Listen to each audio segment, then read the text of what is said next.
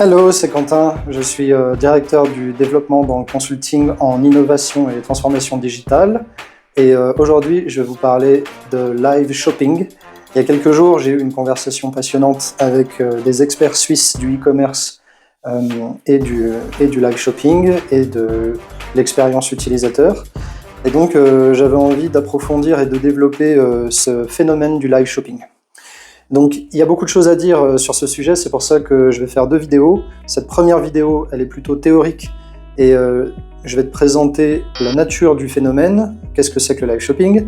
Je vais aussi te présenter l'écosystème, quels sont les acteurs, les plateformes, les technologies, les marques qui sont impliquées.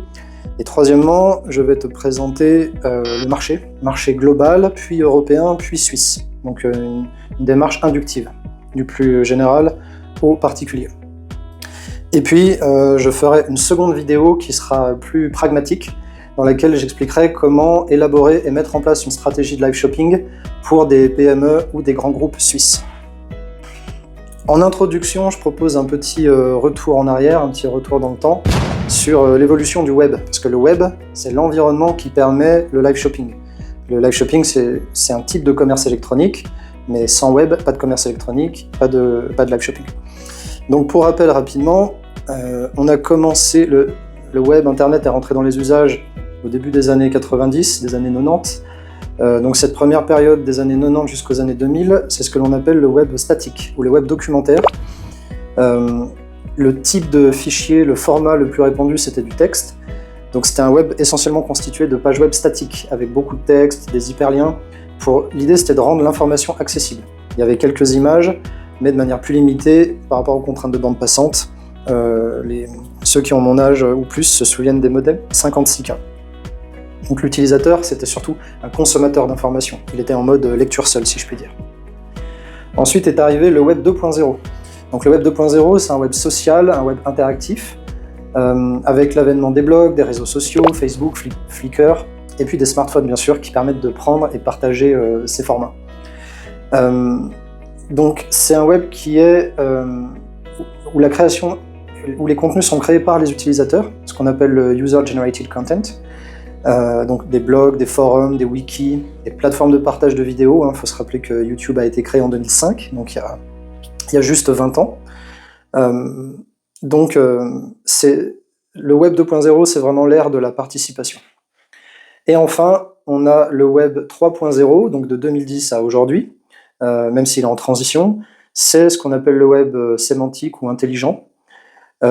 Consommation exponentielle de vidéos, format plus court, TikTok typiquement. Donc les machines comprennent mieux le sens du contenu web et offrent des résultats plus personnels, plus pertinents, en utilisant les données des utilisateurs avec leur consentement. Le web 3.0, c'est un web qui est décentralisé. Alors ça peut utiliser la blockchain. On a une filière crypto et blockchain assez puissante, assez mature en Suisse, plutôt du côté de Zurich et de Zug. Donc ça permet de réduire la dépendance des utilisateurs envers les grandes plateformes. Et enfin, le web 3.0 commence à s'appuyer sur l'IA et sur le machine learning. Ça permet de personnaliser les expériences, d'automatiser les tâches, d'analyser de grandes quantités de données. Donc voilà, web 3.0, il est interconnecté, omniprésent, accessible sur une multitude d'appareils. Les nouveaux devices, moi par exemple j'ai plusieurs smartwatches. Il y a des bagues connectées qui arrivent chez Samsung avec la Galaxy Ring. Hier, j'ai suivi la conférence Google I/O 2025 dans laquelle ils sont en train de développer une plateforme pour la VX, c'est-à-dire les casques ou les lunettes de réalité augmentée ou réalité virtuelle. Et puis, on est peut-être au début du web 4.0, le web intelligent ou le web symbiotique. Donc, il s'appuie beaucoup sur l'intelligence artificielle pour anticiper les besoins des utilisateurs. Il utilise de nouvelles technologies comme l'IoT, le Internet of Things, dans lesquelles tous les appareils sont connectés, et pas seulement les wearables, mais aussi la voiture, le téléviseur et d'autres choses. Et puis, je pense aussi que ce web 4.0 symbiotique, il va beaucoup se propager à travers la VX. Parce que la symbiotique, c'est la symbiose de quoi? C'est la symbiose du monde digital et du monde physique, ce que Zuckerberg appelle l'hybridation de l'expérience. Voilà, donc ce sera un web hyper personnalisé avec un contexte omniprésent, et ça résonne avec le live shopping. Donc je referme cette petite parenthèse, cette petite introduction, et on va parler du live shopping. Donc c'est une révolution interactive du commerce en ligne. Le live shopping, ou commerce en direct en bon français, c'est une stratégie de vente qui consiste à promouvoir et commercialiser des produits ou des services au moyen de diffusion vidéo en temps réel. Donc c'est des sessions qui peuvent être hébergées sur des plateformes de réseaux sociaux ou directement sur les sites de commerce électronique des marques. C'est une approche novatrice qui fusionne l'immédiateté, l'interactivité de l'achat avec la portée et la commodité du numérique, et ça instaure un environnement d'achat en ligne qui est particulièrement dynamique, qui est très engageant pour les consommateurs. Moi, j'aime bien l'interpréter comme un renouveau du téléachat, avec notre ami Pierre Bellemare, 595 francs pour ceux qui ont la ref. Donc c'est un peu du téléachat croisé avec les principes du social selling, c'est-à-dire la vente par l'intermédiaire des réseaux sociaux. Donc le live shopping, ça répond de manière synergique aux attentes contemporaines des consommateurs en matière d'interaction, de divertissement et d'instantanéité. C'est pas seulement une nouvelle modalité transactionnelle, c'est une véritable refonte de l'expérience d'achat en ligne. Le live shopping, ça parvient à injecter cette dimension humaine, un sentiment d'appartenance communautaire, des aspects souvent déficitaires dans le e-commerce traditionnel. Donc c'est une méthode qui s'aligne sur un désir d'authenticité, de connexion directe avec les marques, les produits, les représentants. Et c'est une tendance que la pandémie de Covid-19 a pu amplifier en catalysant ce besoin de formats commerciaux plus humains, plus interactifs. Donc le live shopping, c'est moins un simple canal de vente qu'un nouvel outil puissant de construction et de maintien de relations clients qui vient combler un vide émotionnel au sein du commerce en ligne classique. Ceci étant, comment est-ce que ça marche ? Je vais te parler des mécanismes du live shopping. Donc, le déroulement typique d'une session de live shopping, si tu n'en as jamais vu, ça s'articule autour de plusieurs éléments. D'abord, l'organisateur se connecte à une plateforme spécialisée ou au compte professionnel de sa marque sur un réseau social pour initier la diffusion en direct. Donc, on a un animateur, ça peut être un représentant de la marque, un expert produit ou un influenceur qui va prendre les rênes, qui va prendre le lead pour présenter des articles ou des services. Généralement, c'est plutôt des articles, on verra plus tard quelle catégorie de produits se retrouvent le plus souvent dans les live shopping. Et ça dépend, ça peut varier d'un pays à l'autre, mais il y a des catégories qui s'y prêtent particulièrement bien. Donc il y a une interaction en temps réel qui va s'établir avec l'audience grâce à une interface de chat qui permet aux spectateurs de poser des questions, de partager des commentaires, d'obtenir des réponses. Les interactions caractéristiques de ces événements peuvent inclure donc non seulement ces questions-réponses, mais aussi des démonstrations détaillées des produits, du partage d'expérience, du retour d'expérience utilisateur, l'organisation de sondages, des jeux concours, et bien sûr des discounts, c'est-à-dire proposer des offres promotionnelles exclusives.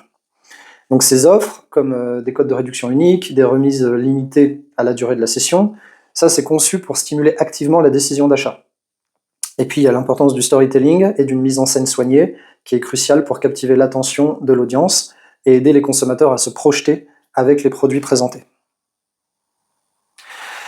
Un autre élément fondamental du succès du live shopping, ça réside dans l'intégration native de la fonctionnalité d'achat au sein même de l'expérience de divertissement et d'interaction. Ça, c'est clé. Donc, il y a la présence de boutons d'achat qui sont directement cliquables ou de liens qui mènent vers la boutique en ligne accessible sans quitter la diffusion. Ça constitue le principal levier de conversion. Et c'est précisément cette fluidité qui réduit les frictions qu'on peut rencontrer habituellement dans le parcours d'achat, le parcours client en ligne traditionnel. Donc l'impulsion générée par la présentation dynamique et l'interaction personnalisée, ça se transforme plus facilement dans une action d'achat immédiate, ce qui permet de capitaliser sur l'engagement à chaud du consommateur, là où le e-commerce classique peut voir cet engagement s'éroder à travers de nombreuses étapes ou des distractions. Quels sont les avantages stratégiques ? Pourquoi est-ce que le live shopping séduit de plus en plus les entreprises et les consommateurs ? Alors, le live shopping, il offre plusieurs avantages. Par exemple, pour les entreprises, il y a des bénéfices comme l'augmentation notable des taux de conversion, avant tout. C'est-à-dire, toute chose égale par ailleurs, un meilleur taux de conversion, jusqu'à 10 fois supérieur à ceux du e-commerce traditionnel. Je répète, Le live shopping permet des taux de conversion jusqu'à 10 fois supérieurs à ceux du e-commerce traditionnel. Ça peut atteindre 30% dans certains cas, dans certains contextes. C'est une performance qui se traduit logiquement par une croissance du chiffre d'affaires, un meilleur retour sur investissement, et parallèlement, le live shopping, ça contribue aussi à améliorer la notoriété et la visibilité de la marque. Ça facilite l'acquisition des nouveaux clients, des prospects. L'engagement de l'audience est renforcé, ce qui favorise la création d'une communauté fidèle autour de la marque. Et en proposant une expérience d'achat unique et mémorable, les entreprises peuvent se différencier efficacement de leurs concurrents. Il y a une transparence inhérente aux démonstrateurs en direct, c'est du live, et la possibilité d'interagir directement avec des experts ou des représentants de la marque, ce qui aide à restaurer la confiance des consommateurs dans l'achat en ligne. Et enfin, les sessions interactives sont une source précieuse pour collecter des données et des feedbacks clients de la part des consommateurs, ce qui permet ensuite encore d'affiner les offres et les stratégies et les produits. Du côté des consommateurs, là on a parlé des marques. Du côté des consommateurs, l'attrait du live shopping, ça réside dans une expérience d'achat qui est plus divertissante, qui est plus interactive et plus immersive que les parcours conventionnels. Ils apprécient la possibilité d'interagir directement avec les vendeurs ou les experts, de poser des questions spécifiques sur les produits et d'obtenir des réponses immédiates. Donc, si tu veux, ça clarifie les doutes, ça aide les consommateurs dans les décisions, et les démonstrations en direct, ça permet une meilleure compréhension des caractéristiques et des avantages du produit. Et puis il y a les offres exclusives et le sentiment d'urgence, traduit par le fameux FOMO, le principe psychologique du FOMO, qui est induit par les promotions limitées dans le temps, et ça c'est un facteur de motivation important. Donc l'essor du live shopping est en train de redéfinir le rôle du vendeur en ligne. Ce dernier évolue d'un simple gestionnaire de catalogue de produits vers un animateur de communauté dynamique, un créateur de contenu engageant. C'est une transformation qui implique l'acquisition d'un nouvel ensemble de compétences en communication, en présentation, en animation, et ça peut nécessiter une réorganisation des équipes marketing et commerciales. On reviendra plus tard dans la seconde vidéo que je te prépare sur la stratégie et l'implémentation du live shopping pour les PME et les groupes suisses.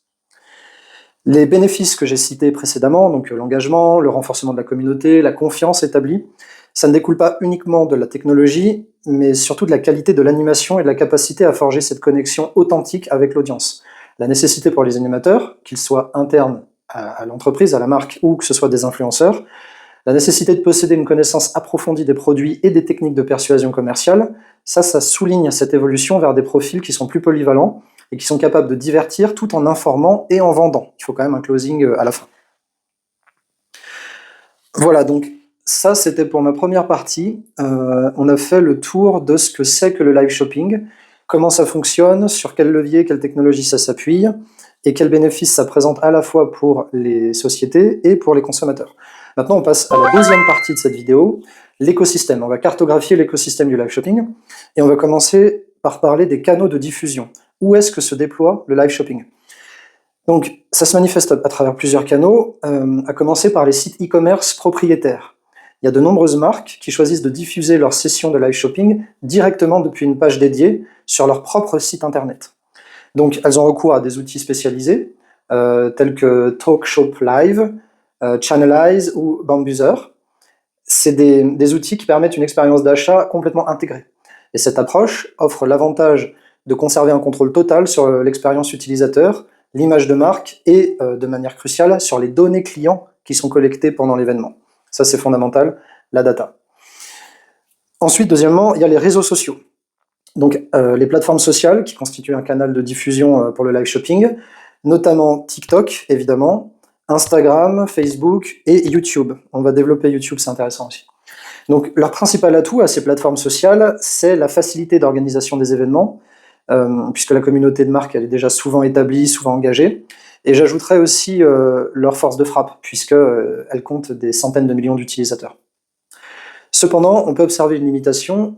Certaines plateformes comme Facebook et Instagram, par exemple, elles ont pu, par le passé, retirer ou modifier des fonctionnalités d'achat direct, intégrer aux diffusions en direct, ce qui peut contraindre les spectateurs à devoir se rendre sur le site de la marque pour finaliser leur achat. Sachant qu'à chaque étape, on peut perdre jusqu'à 30% de taux de conversion. Donc il y a un gros enjeu par rapport à ça. Ça introduit une friction dans le parcours client. Cependant, il y a des acteurs comme TikTok Shop qui proposent désormais une intégration poussée de l'expérience d'achat au sein même de leur application. Ensuite, donc après les plateformes propriétaires et les réseaux sociaux, nous avons les marketplaces. Donc les marketplaces, c'est des grandes places de marché en ligne qui ont également investi ce champ du live shopping, qui sont en train de le développer. Amazon, bien sûr, avec sa solution Amazon Live, c'est un exemple prééminent. Amazon intègre cette fonctionnalité directement au cœur de son vaste écosystème commercial. Ça permet aux vendeurs présents sur la marketplace de bénéficier, là aussi, de la force de frappe et de la base client considérable d'Amazon. Et enfin, il y a la perspective des canaux de distribution. Donc, au sens plus large de la stratégie de distribution, le live shopping peut être appréhendé comme un canal de distribution direct lorsque le fabricant ou la marque vend directement à ses consommateurs via ses propres sessions live. Donc, il peut s'inscrire dans une logique de distribution indirecte lorsqu'une marque collabore avec des influenceurs pour animer ses ventes ou utiliser des marketplaces comme des intermédiaires pour atteindre les clients. Le choix du canal de diffusion, c'est donc une décision stratégique majeure.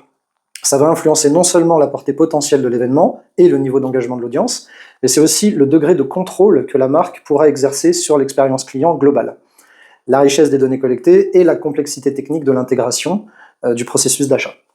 Une marque bien établie, avec un trafic important sur son site, pourrait privilégier une solution intégrée pour maîtriser l'ensemble du parcours, tandis qu'une nouvelle marque ou une société plus petite pourrait rechercher la viralité et l'accès à une large audience offert par les réseaux sociaux, quitte à accepter une intégration d'achat moins directe si la plateforme ne le permet pas nativement.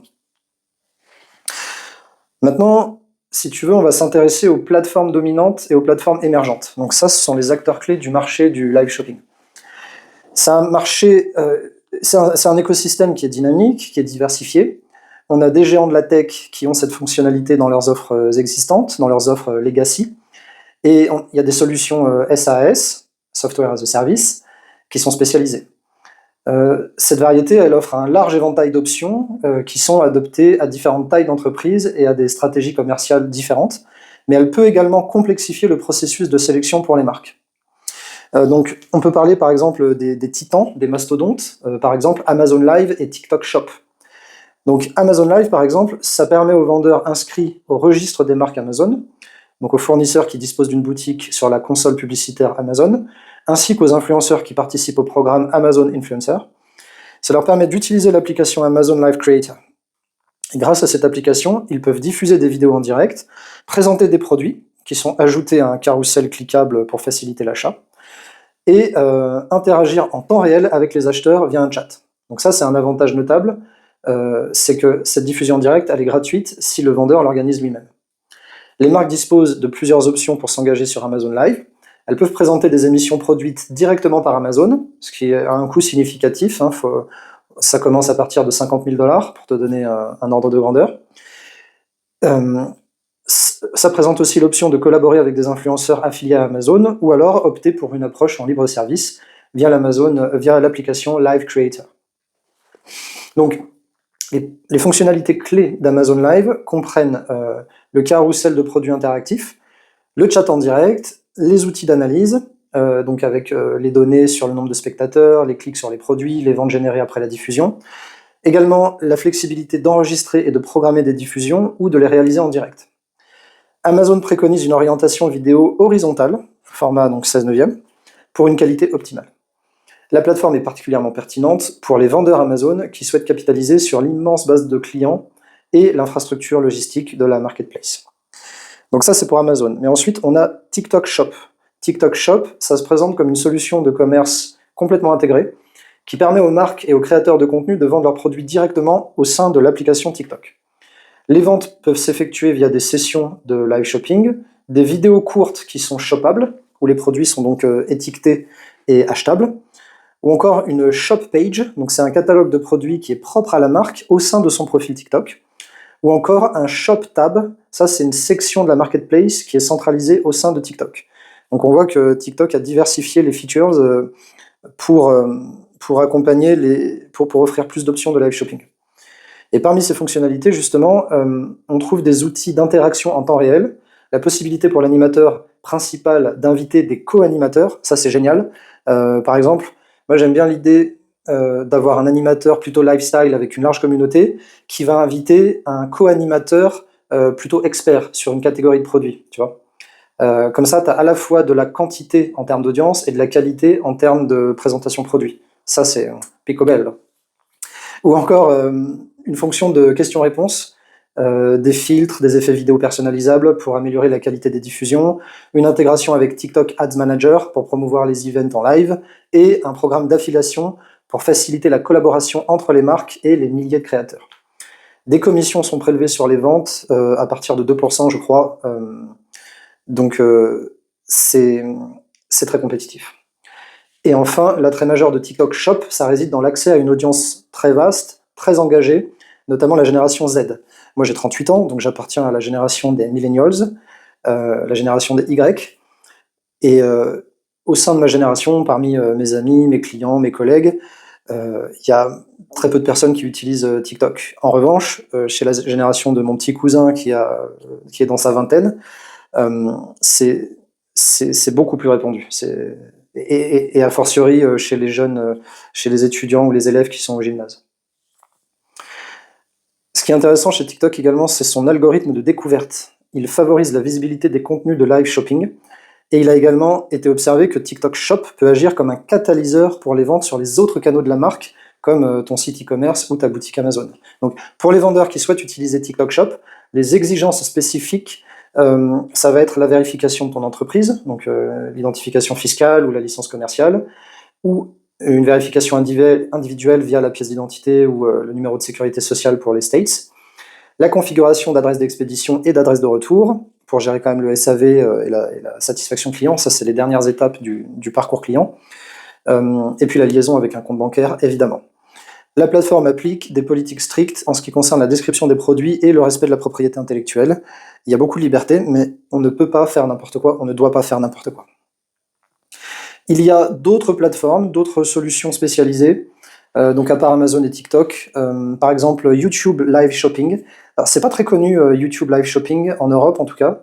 Ça c'est une option qui est gratuite, qui est encore assez discrète, c'est pas trop poussé par YouTube, mais ça se distingue par la capacité à faciliter les redirections cross-canal, donc ça c'est idéal pour les créateurs de contenu, quand ils ont déjà une audience établie sur la plateforme. Donc typiquement, ce YouTube Live Shopping, ça permet en fait, dans la préparation, dans les coulisses, petite illustration technique, en fait on doit référencer en amont les produits, et puis l'animateur ou l'influenceur peut ensuite les afficher, les commenter pendant son live. Voilà. Il y a aussi Channelize, channelize.io.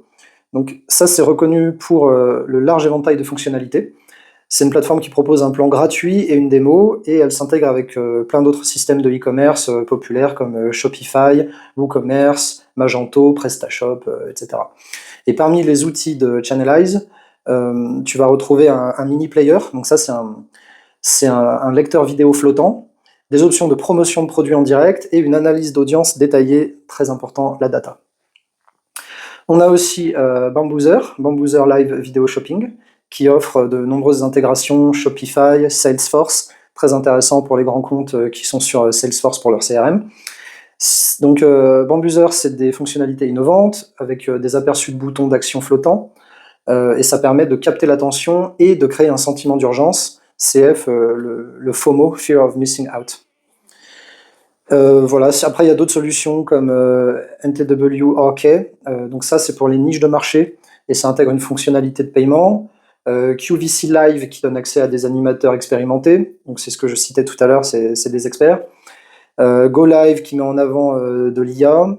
Comment Sold pour le cross-streaming. Ça, c'est la diffusion simultanée sur plusieurs plateformes. On peut faire par exemple un live sur X et Twitch et YouTube Live, par exemple. Ou encore talkshop.live, avec des fonctionnalités de live shopping de Facebook, etc., etc. Bon, il y a de nombreuses autres solutions.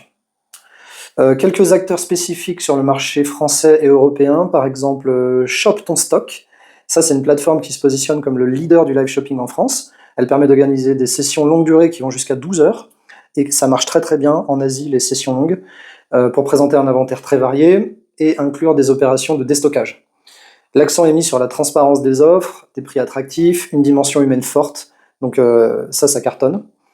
Et puis Zalando en Allemagne. Alors Zalando, c'est pas une plateforme de live shopping qui sont ouverts à tous les vendeurs au sens strict, mais c'est un acteur majeur du e-commerce et ils sont reconnus pour son leadership sur le marché suisse de la mode en ligne. Et je sais qu'ils vont de plus en plus vers le live shopping, que ce soit directement ou indirectement. Ensuite, toujours dans cette grande partie de l'écosystème du live shopping, on peut parler des marques pionnières. Donc on va faire quelques études de cas, quelques exemples rapides. En France, par exemple, moi je suis français d'origine, même si je réside et je travaille en Suisse depuis une demi-décennie, plus 5-6 ans maintenant.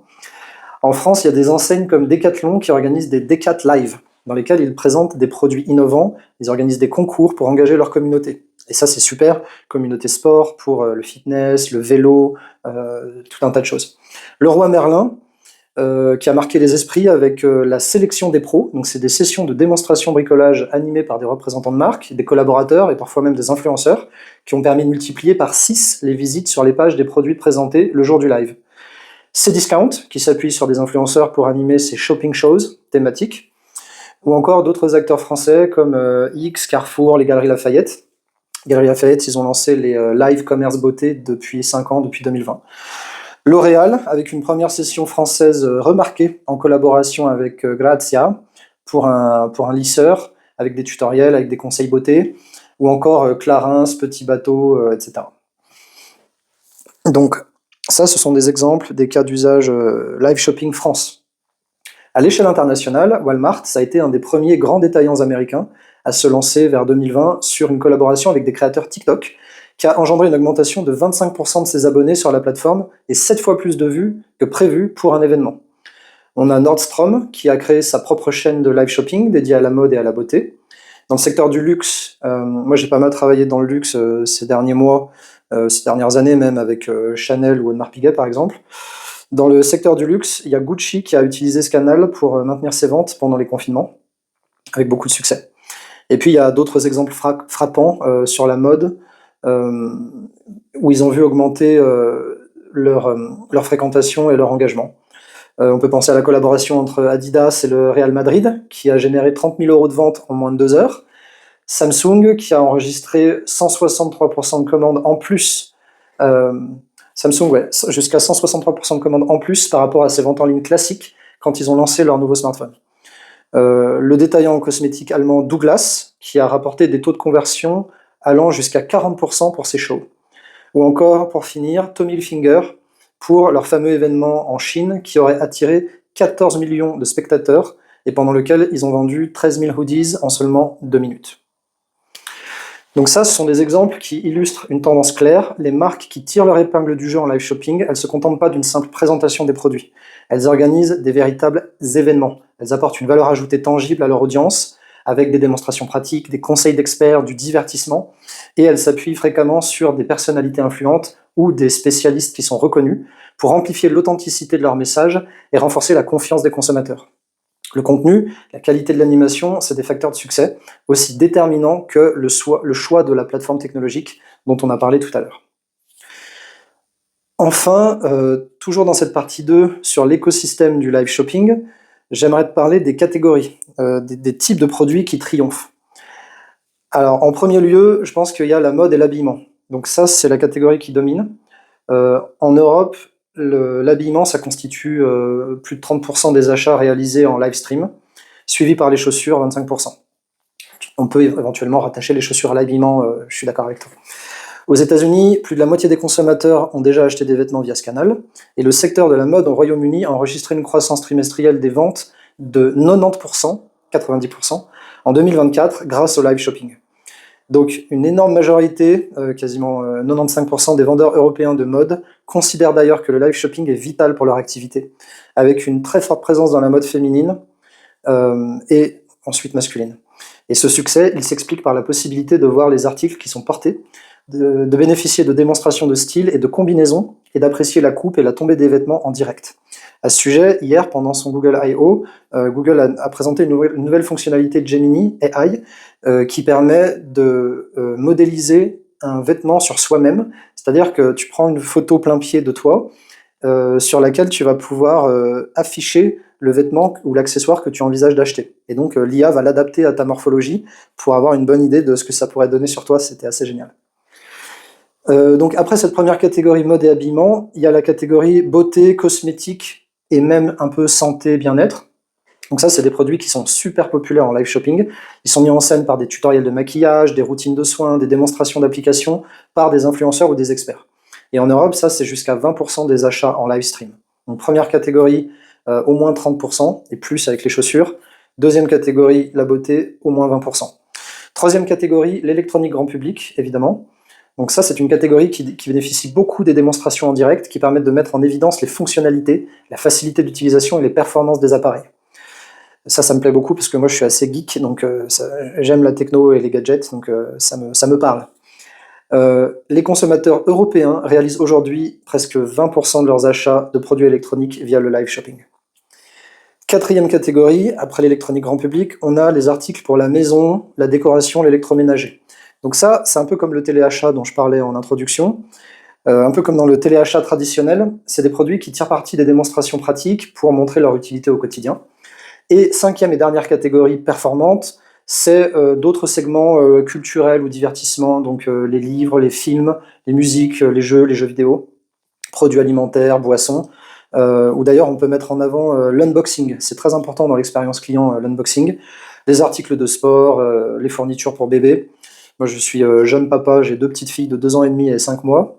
Donc oui, je suis allé voir des vidéos unboxing, maman pratique et tout ça, ou papa pratique, avec beaucoup d'intérêt.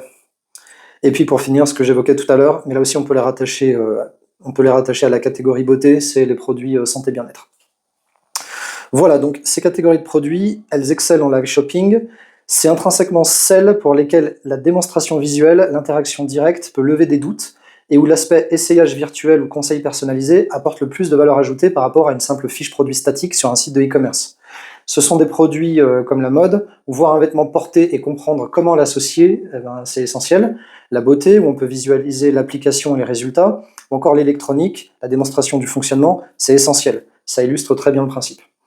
Ces articles comportent souvent une part d'incertitude pour l'acheteur en ligne, que le format live shopping permet efficacement de dissiper, ce qui favorise la confiance et donc la conversion. Voilà, donc on a fait le tour de cette deuxième partie, l'écosystème du live shopping. Troisième et dernière partie, le marché. Moi j'ai une formation business et économie, donc ça m'intéresse particulièrement.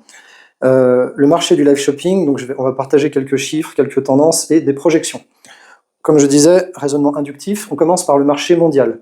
Donc un peu de market sizing sur la taille et la croissance du marché mondial, qui peut être un peu complexe, mais on va essayer de clarifier tout ça. Alors d'abord, l'estimation de la valeur et du volume du marché mondial. Donc en 2024, ce marché global du live stream e-commerce, il serait de l'ordre de 1000 à 2000 milliards de dollars. Ça dépend des sources. J'ai trouvé 940 chez Transparency Market Research. ARK Invest, ils arrondissent à donc 1000 milliards de dollars, 1 billion, pour 2024. Et puis The Business Research Company, ils ont une définition un peu plus large du e-commerce. Ça inclut les revenus des plateformes de e-commerce.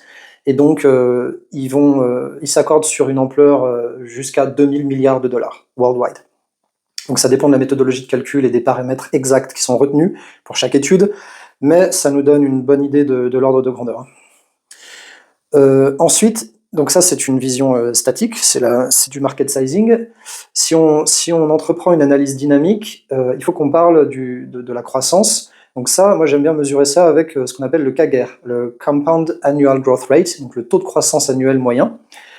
Donc sur cette période, si on remonte sur les 4 dernières années, donc de 2019 à 2023, globalement, c'est une croissance explosive du live shopping, particulièrement en Chine. Ça a été le premier marché, le premier moteur de cette expansion.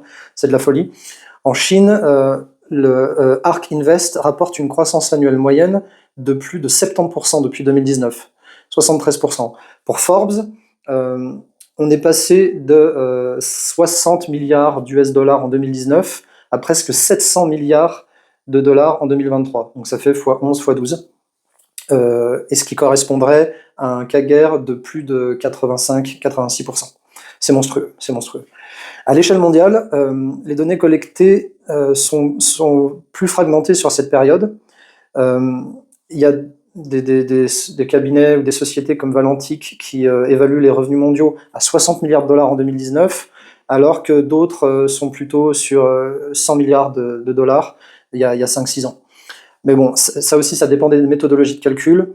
On peut raisonnablement conclure qu'on est passé de 50 à 100 milliards de dollars en 2019 à plus de 1000 milliards de dollars en 2025. Ce sont des estimations très raisonnables et conservatrices, me semble-t-il. Donc c'est une croissance extrêmement rapide qui est tirée par l'Asie, avec un CAGR de 70 à 85%, donc c'est un indicateur très puissant de cette dynamique passée. Ça, c'est du passé. Si on se projette maintenant, si on veut faire des prévisions, qu'en est-il de l'avenir? Alors, pour le marché global, d'après ARK Invest, eux, ils tablent sur un CAGR de 24% par an pour les 5 prochaines années.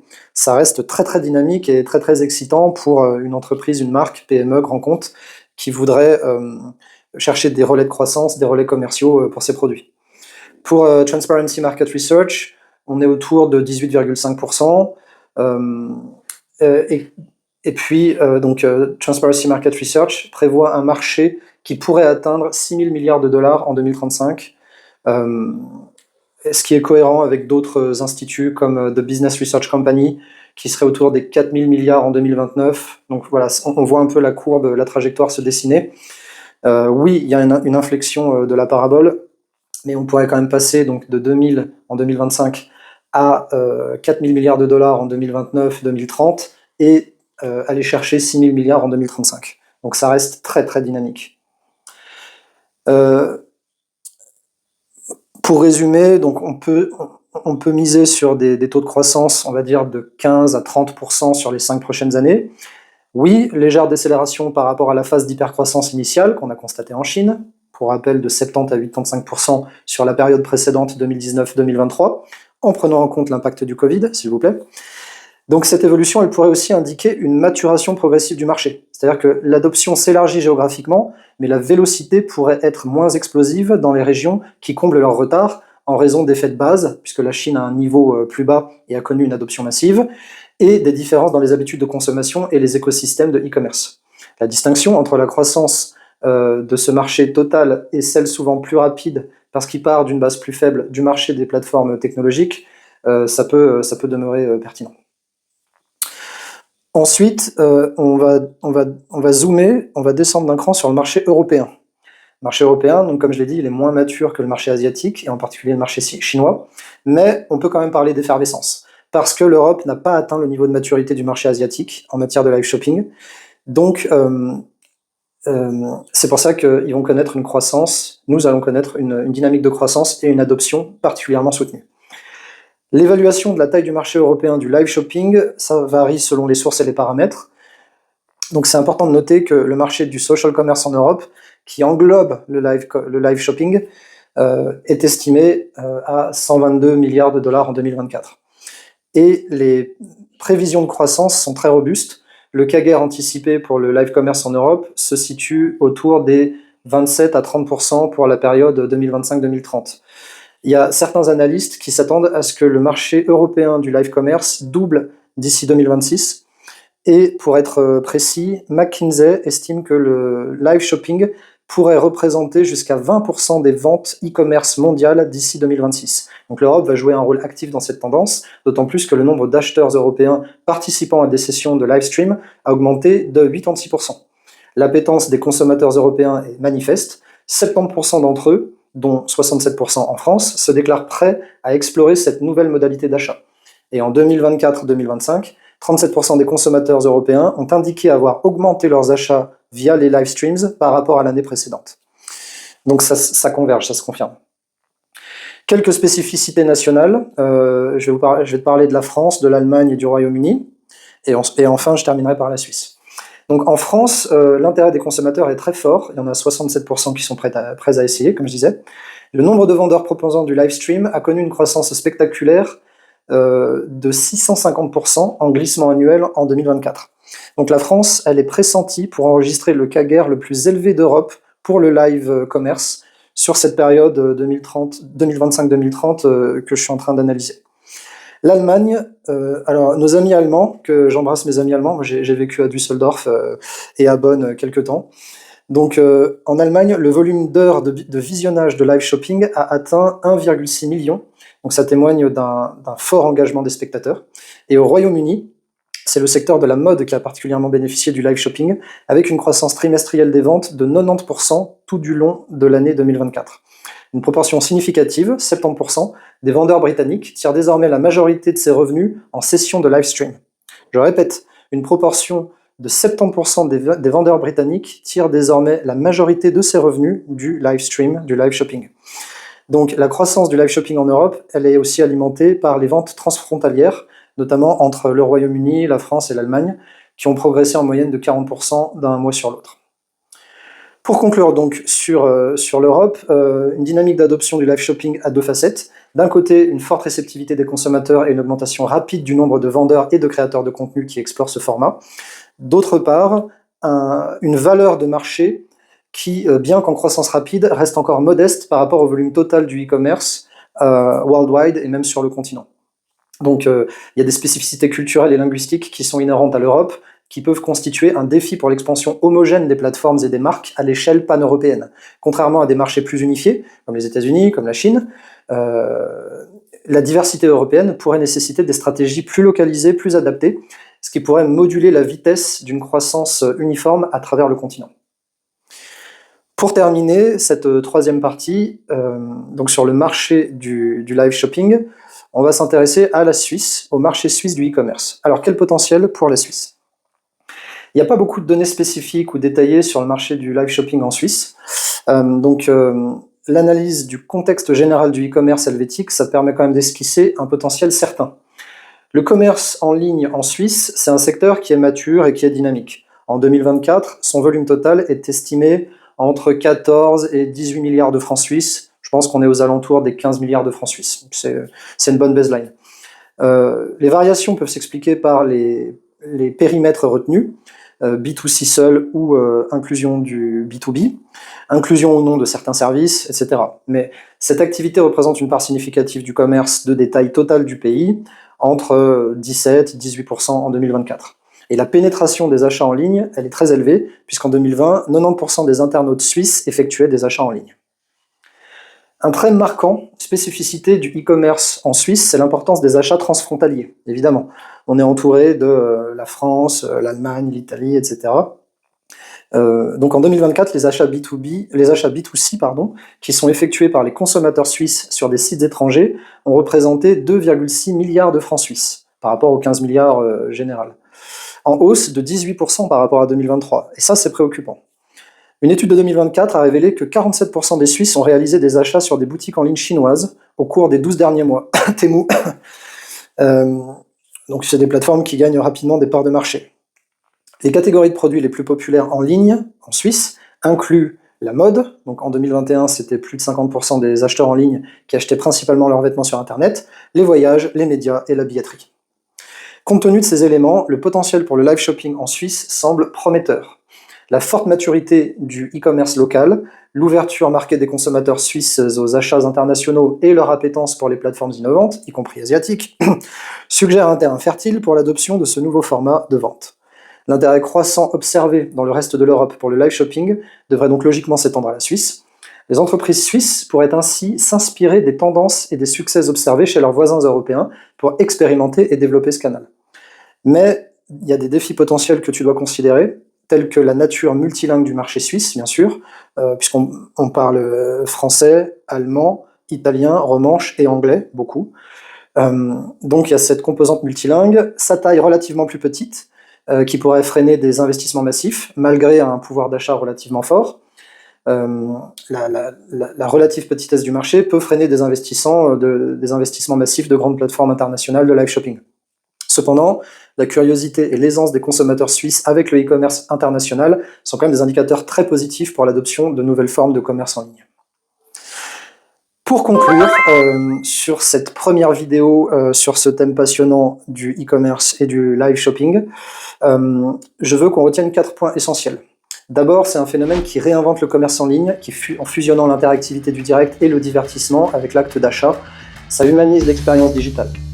Deuxièmement, ça offre des avantages stratégiques majeurs, tels qu'une augmentation significative des taux de conversion, un engagement client renforcé et une meilleure notoriété de marque. Troisièmement, le marché mondial du live shopping, il est déjà colossal, il est en explosion. On l'a mesuré en centaines de milliards de dollars, voire milliers de milliards de dollars, et il continue d'afficher des taux de croissance impressionnants, avec l'Europe en pleine phase d'accélération, dont la Suisse. Et quatrièmement, pour terminer, c'est un écosystème qui est riche, qui est varié, qui va allier des géants comme Amazon Live, TikTok Shop, YouTube, etc. et une multitude de solutions spécialisées. Donc ça permet de s'adapter à des catégories de produits phares comme la mode, la beauté, la santé, la tech, la nourriture, etc. Voilà, donc merci beaucoup. J'espère que cette vidéo t'a intéressé. L'idée, c'est de fournir une base théorique solide pour comprendre la révolution du live shopping, sa définition, son fonctionnement, son écosystème et les grandes dynamiques de son marché. Et dans la seconde vidéo que je te prépare sur ce sujet, on va aborder le côté pratique. Donc, je vais te guider pas à pas sur comment élaborer et mettre en pratique une stratégie de live shopping efficace, que tu sois une PME, que tu travailles dans un grand groupe en Suisse. Donc, ne manque pas ce prochain épisode pour passer de la théorie à l'action. C'était Quentin, à bientôt, ciao ciao.